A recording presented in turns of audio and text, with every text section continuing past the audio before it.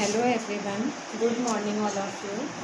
Seventh English medium science की class lesson 4 चल रहा है बेटा आपका respiration in organisms. Respiration in organisms के अंदर आपको मैंने कुछ टॉपिक आपको बता दिए थे कि कैसे रेस्पिरेशन आप किसे कहते हैं। रेस्पिरेशन के अंदर आपको इनहेलेशन और एक्सहेलेशन प्रोसेस क्या होता है, ब्रेथिंग प्रोसेस, रेस्पिरेशन और ब्रेथिंग में क्या डिफरेंट है। अब आपका नेक्स्ट टॉपिक है, रेस्पिरेशन और ब्रेथिंग में भी डिफरेंस समझा दिया था। नेक्स्ट टॉपिक है रेस्पिरेटरी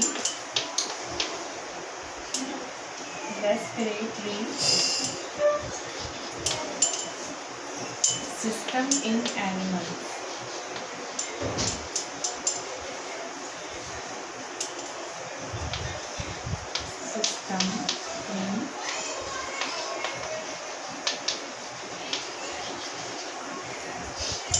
एनिमल, जिसके अंदर आपका फर्स्ट टॉपिक है रेस्पिरेटरी सिस्टम इन एनिमल्स में respiration in earthworm. Respiration in earthworm,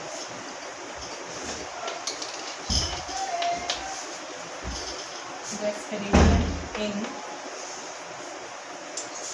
earthworm.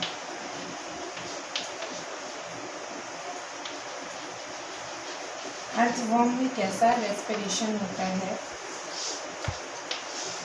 Respiration in earthworm. Earthworm के बारे में अगर आप जानते हैं तो वो लाइव करता है सॉइल में, तो आप लिख सकते हैं earthworm lives in soil.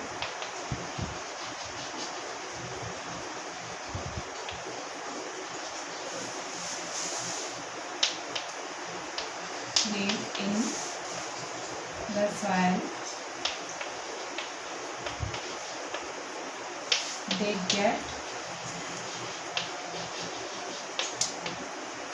get oxygen from the soil.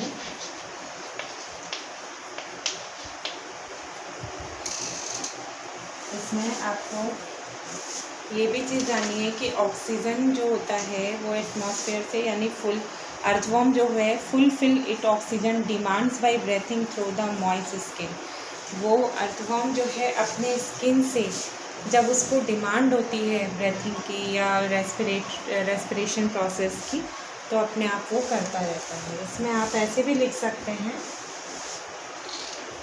The earthworm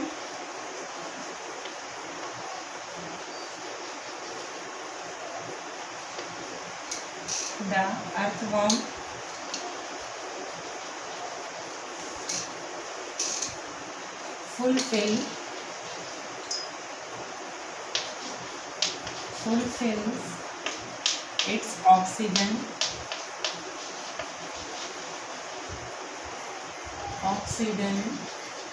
demands by breathing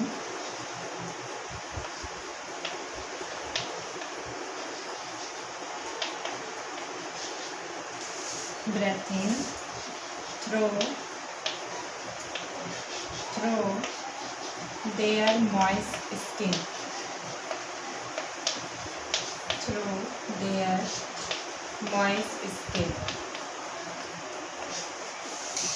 तो अर्थवॉर्म के बारे में आप ये कह सकते हैं कि रेस्पिरेशन अर्थवॉर्म में कैसा होता है, तो आप बता सकते हैं earthworm live in the soil, they get oxygen from the soil. वो ऑक्सीजन जो है सॉइल से लेते हैं। अर्थवॉर्म जो है पूरा ऑक्सीजन से फुलफिल कर लेता है अपने आप को, और जब भी उसको डिमांड होती है ब्रेथिंग की तो वो अपने स्किन से, मॉइस्ट जो स्किन है उससे वो बार बार लेता रहता है।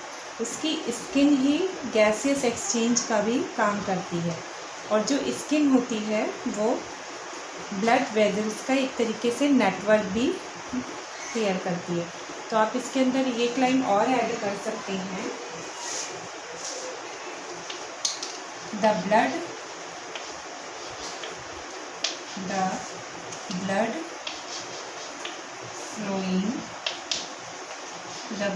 flowing through these vessels, these की जगह लिख सकते हैं blood vessels, blood vessels transports the gases throughout the body.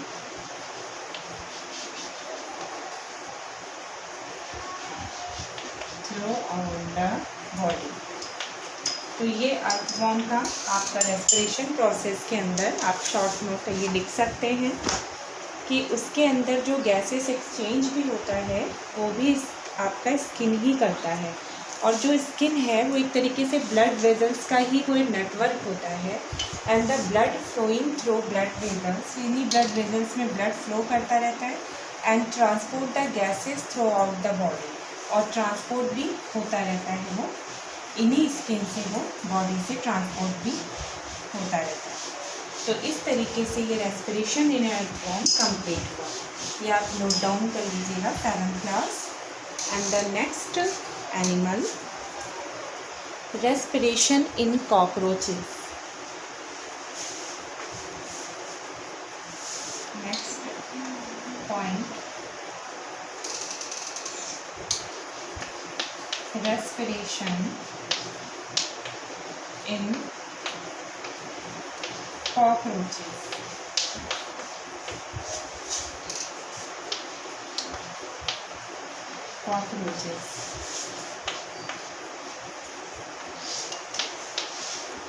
तो रेस्पिरेशन इन कॉकरोचेस, इसमें आप कह सकते हैं कि कॉकरोच के पास कॉकरोच के ऊपर पोर्स पाए जाते हैं।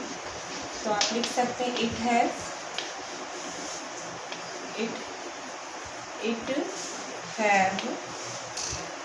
pores on their side,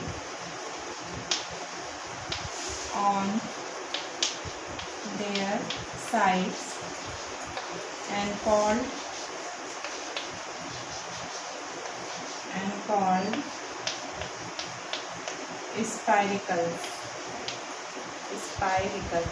spiracles, and the air enter through the spiracles, and these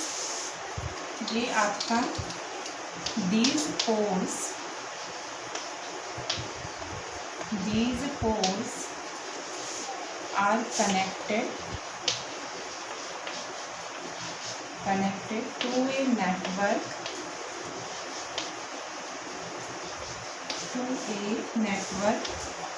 of air tubes like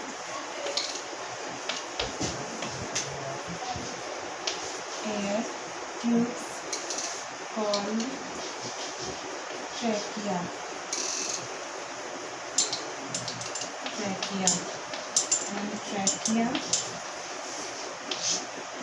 which carry oxygen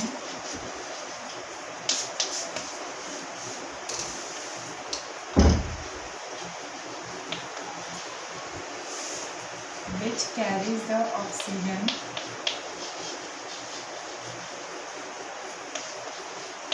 to different part of body,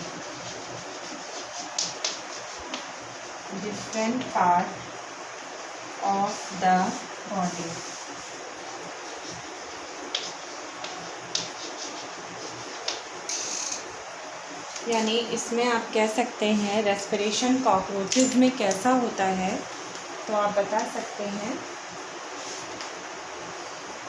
कि रेस्पिरेशन कॉकरोच में किस तरीके से कंप्लीट होता है। तो आप ये कह सकते हैं कॉकरोचेस के ऊपर जो है उनके ऊपर पोर्स पाए जाते हैं बहुत सारे, जिन्हें हम स्पाइरकल्स कहते हैं। यानी it have pores on their sides and called spiracles. उनके ऊपर जो स्पाइरकल्स होते हैं, जो पोर्स होते हैं, यही पोर्स कनेक्ट होते हैं, यही पोर्स कनेक्टेड होते हैं नेटवर्क ऑफ एयर ट्यूब। इनका कनेक्शन होता है एक कुछ जो है कनेक्टिव एयर ट्यूब से, जिसको ट्रैकिया कहते हैं। और ट्रैकिया जो है कैरी करता है ऑक्सीजन, और ये कैरी करता है oxygen to different part of the body, और ये different part of the body यानी कैरी करता है ऑक्सीजन को और फिर पूरे बॉडी के पार्ट तक पहुंचाता है। तो इस तरीके से आप जो है कॉकरोचेस के अंदर रेस्पिरेशन प्रोसेस को समझा सकते हैं। And the next animal fish. तो कॉकरोचेस के अंदर आपको ये बेटा नोट डाउन कर लीजिए कि उनके ऊपर पोर्स पाए जाते हैं, उनके ऊपर जो पोर्स होते हैं उसे स्पाइरिकल्स कहते हैं, और ये स्पाइरिकल्स कनेक्ट होते हैं एयर ट्यूब से जिसका नाम ट्रैकिया होता है, और ये ट्रैकिया ही ऑक्सीजन को कैरी करते हैं और डिफरेंट पार्ट्स ऑफ बॉडी तक पहुंचाते हैं। तो इस तरीके से कॉकरोचेस के अंदर ट्रैकिया और स्पाइरिकल्स के थ्रू रेस्पिरेशन प्रोसेस कंप्लीट होता है। And the next animal fish. And the next animal fish, that's respiration in fish.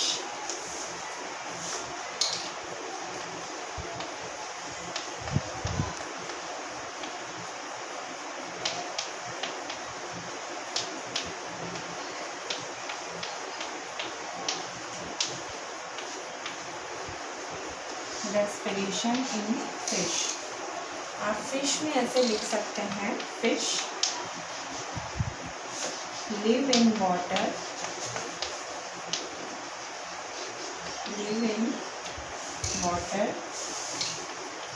they get oxygen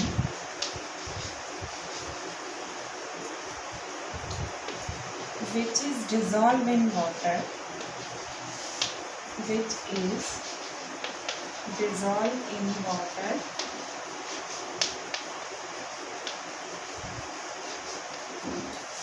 Fishes have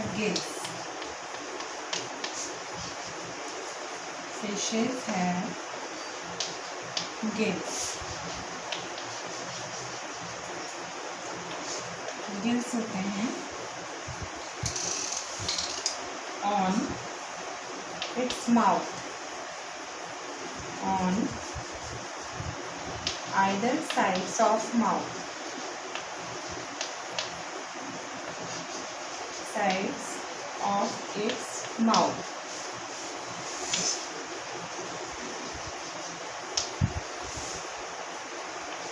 इसमें आप ये भी लिख सकते हैं the gills have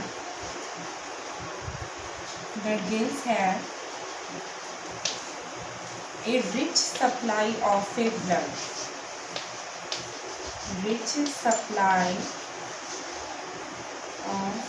blood.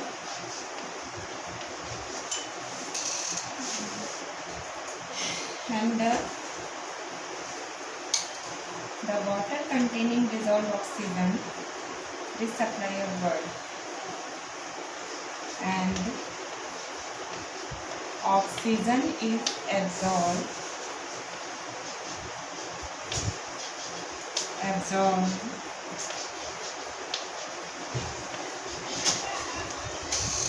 through the gills.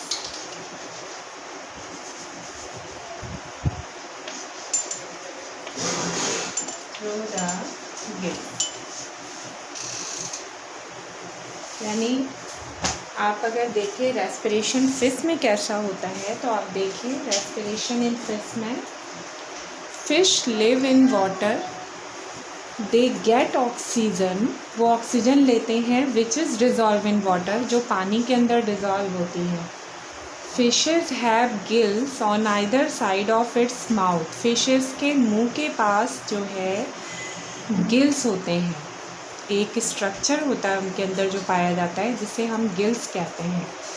The gills have a rich supply of A blood, जो gills होती है वो रिच होती है ब्लड सप्लाई के, यानी ब्लड सप्लाई में गिल्स जो है ब्लड सप्लाई के लिए रिचेज मानी जाती है।